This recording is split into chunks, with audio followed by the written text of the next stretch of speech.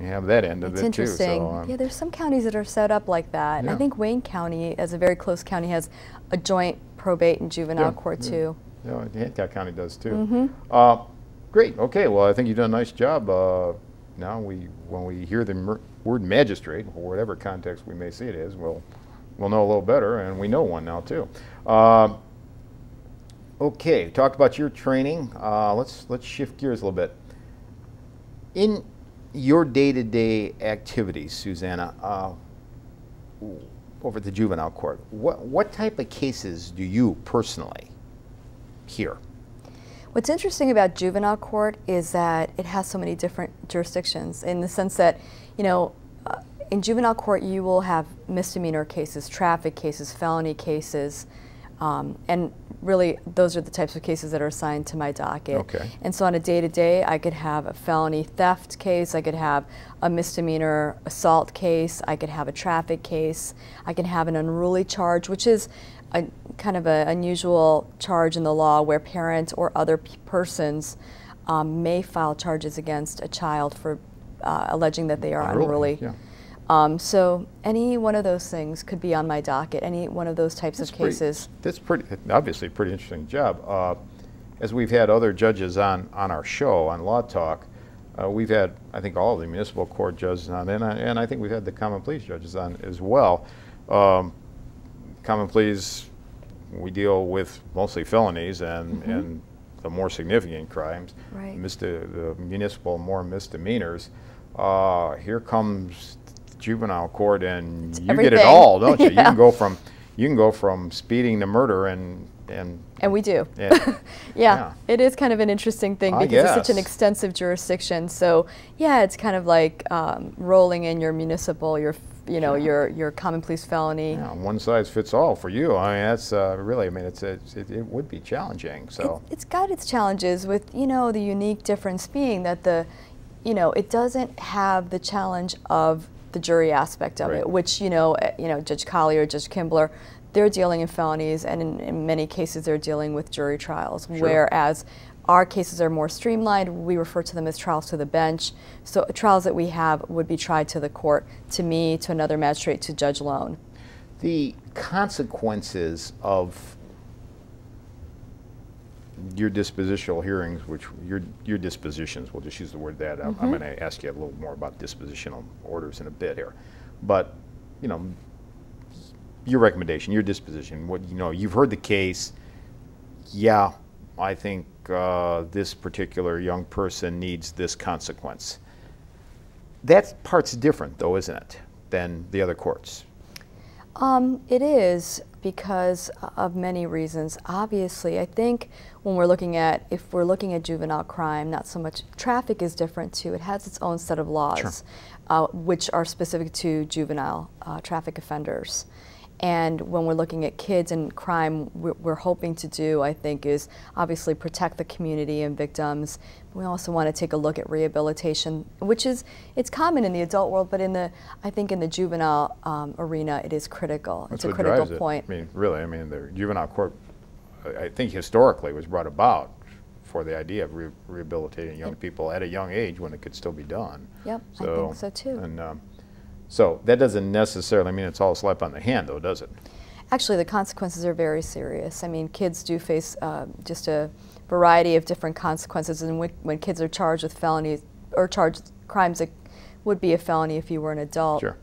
I mean, kids are referred to in court when they are charged with crimes as delinquent children, alleged delinquent children, which is essentially a defendant. We use different words in juvenile court. But the consequences that they face could include things like, detention time. Any misdemeanor carries with it up to 90 days. So whether it's the lowest level misdemeanor to the highest, an M1, the child could face up to 90 days detainment at the juvenile detention center. If a child is found to have committed a felony offense, or what would be a felony sure, if the child were an adult, then that child is looking at the possibility, of commitment to the Department of Youth Services, which is tantamount to a juvenile prison for housing felony offenders up to age 21. So there are great similarities. I mean, as far as the consequences, this way, make sure everybody's clear on this. Kids can go to jail, and they do. They do. They absolutely do. And then further, as far as nobody should ever take juvenile court lightly. I'm sure they don't. Well, maybe some kids do. But somebody, a youngster, 16, 17 years old, there's still that possibility, isn't it, Susanna, that that child could be tried as an adult? It's possible. And if that's the case, they'll wind up over in front of Judge Collier or Judge Kimbler just like any other adult and face all the consequences. It's true. Yeah. So, yeah. So that's your typical day. That's quite a day. And you must be pretty tired when you get home. I mean, oh, wow. All right, here's my little bit of a technical question, because it's thrown out in juvenile court quite a little bit, and I wanted our viewers, and many of us have children and grandchildren, and they may get a visit there. If the word dispositional order comes out of the court, what does that mean? Disposition is just another word for sentencing. What we use for juveniles. I gotcha. So that's the same thing pretty much as sentencing. Yep. But you'll write but when you do that, Susanna, when you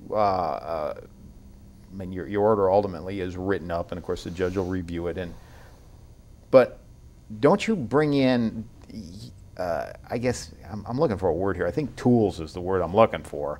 I'm supposed with everybody, but more so with kids, you're detecting that there's a problem here as you're sorting this thing out, and maybe it was drugs, maybe it was alcohol, maybe it was home environment, maybe it was a whole lot of things.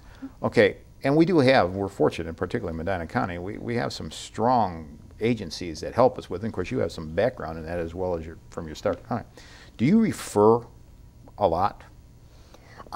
A lot of times what we will do in cases where, where it's relevant, there may be a minor charge where you don't need to really dive into the depth of all these things. So, I mean, you have to be somewhat selective. But yeah, what we do in cases where it's needed, what we do is generally interview the child through a process known as an OYAS, Ohio Youth Assessment System tool, which is like a pre-sentence investigation or type tool. Good analogy. Yep, in the adult world. It's different, and it's continually being updated, and this is a new system. They're attempting to implement this across the state of Ohio. And essentially, following that, we review the offense, the history of the child, we interview parents, we get information from school, and then gather all the necessary information to then make appropriate referrals. And clearly, that's critical. Whether it would be a referral to our own drug court program, where we have clinicians, probation officers, referrals for, some intensive services, treatment and counseling, medical treatment, psychiatric treatment, drug and alcohol treatment. So following the gathering of information, not just on a hunch, we want to make sure that it's applied appropriately, then referrals are made, and we refer to outside agencies. Generally, we don't require, in most cases, and I say most because there's certain cases involving sex offenses that may have a different link, but parents are free to choose the provider of their choice, providing that person or that entity can adequately provide the appropriate services for their child. So you, in your dispositional order, suggest that a youngster needs drug alcohol counseling. Your mom and dad would have the opportunity to let them go to any place that would meet the standards of the court. Absolutely. That would be at their expense, though, wouldn't it? It would. It would. They'd have to pay.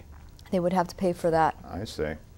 Well, this all really adds up to, I mean, seriously, big-time rehabilitation. Would certainly uncover maybe the root of the problem. So that's great. I mean, there are some places I don't want viewers to come off with the impression that if a parent can't afford it, that they don't have the option. I mean, there are a lot of providers that do work with the court and do provide for adjustment for need, so that we can refer places to certain entities that will assist in that regard. So if there is a money issue, then the kids still can have their needs met. Sure. On the subject of intervention, and I'm straying just a little bit, but well, I'm fortunate enough to have you here. What's a guardian ad litem? A guardian ad litem is a person, and in our court, in every case, we only appoint attorneys as guardian ad litems, who is appointed by the court to provide the court with recommendations in the best interest of the child. What does that mean? And generally, take a look at the family environment, the school, the child, interviewing the child, trying to determine really what the pivotal issues are, and then giving the court recommendations in their best interest. In certain cases in juvenile court, there might be a situation where a parent doesn't have that child's best interest, or oh yeah, I see. Maybe there's a problem in the family. Maybe there is a problem that just needs to be looked at more carefully. It's not in every case that there's a parent-child conflict, but those are the specific times where guardian ad litems are required. Sure. If there is a parent-child conflict. And that happens in a variety of different cases in many different ways. And then they provide independent recommendations to the court. In a sense, they stand in the place of a parent. They don't take on, the role of a parent, but they do stand in what we call in the law loco parentis, and they place of the parent, yeah. In place of the parent to provide the court with some recommendations that we can use again towards proper dispositional sentencing, if you will, when you orders. Appoint these attorneys, though I see this come across my professional literature. They have to actually go through training for this, correct? Yes, and the training has been very, very specific Really? And stepped up. Absolutely, they go. And then once they go through the initial training, then they have to continue their training too. Yes, in fact, that's been a huge new change in the law in the state of Ohio, where they have tried to really just tighten up some of the things that I think all courts try to do, but now they made it into a statute where. They're definitely it's very, very specific as to what they have to do. Interesting concept there. Guardian ad litem, again, one of those words that's thrown around that sometimes we don't give much thought to what it means, but somebody that looks out for the best interest of the child, which in many cases like yours. I love to go on, but as you see, we're running out of time. You do have something over there called Teen Court. I wanted to talk to it in great detail. I'll just leave the invitation with you. Maybe you'd come visit us again, because I know it's a great program. And you or any of your colleagues, of course, are always welcome back here. But we had Judge Collier on talk about drug court one day, and it was a great show. And if you would want to talk about Teen Court, I'm sure it would be as well. Okay, well, time has slipped away, Susanna. I'd like to thank you for being our guest on Law Talk today. To view this show and others, go to www.czclep.org. I am John Celebrezzi, and I thank you for tuning in to Law Talk.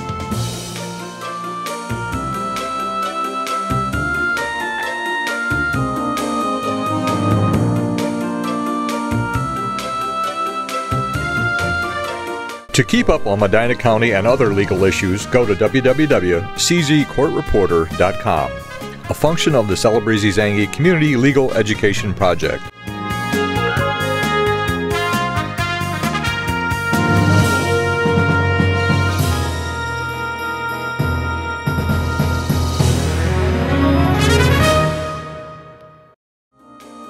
At CZ-CLEP, we're devoted to the education of today's legal issues. Fueled by the public's keen interest in our legal system and current events, CZ-CLEP is dedicated to the educational venues aimed at enhancing the understanding by all citizens. For a complete listing of dates and times for this telecast, tune in to WCTV Channel 15 or log on to wadsworthcity.com and follow the links to WCTV. I'm John Celebrezzi. Please join me in getting a better understanding of the law.